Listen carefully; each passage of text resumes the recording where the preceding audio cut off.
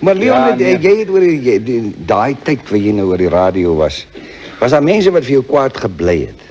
Man, daar's 'n ek sal nou nie haar naam noem nie, maar sy is nogal een van die grand dames van die teater in Suid-Afrika. Sy was vir my bietjie kwaad geweest eendag want die storie wat ek gehad het is ek wou gehad het sy moet 'n kompetisie op Loftus Versveld kom beoordeel en daarvoor het sy nog heeltemal kans gesien tot ek gesê het wat se kompetisie dit was. Ek wou gehad het dit was 'n kompetisie van die man met die mooiste borshare hier.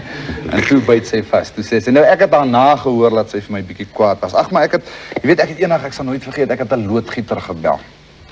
Toe sê ek vir hom ag hoor jy Pel, kan jy asseblief baie dringend na my huis toe kom? Ek het 'n groot probleem. Hy sê listen, we don't work from house to house. We only work on the big contracts. Okay, ek sê ja maar asseblief, jy weet soos Jan sê ek moet hou aan want ek moet 'n storie kry.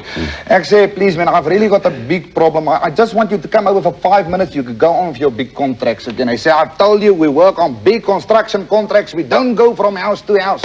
Ek sê ja Pel, maar my vrou sit in die bad en sy skaal en haar toon sit in die warmwaterkraan vas. Hy sê wat is jou adres? Ek sê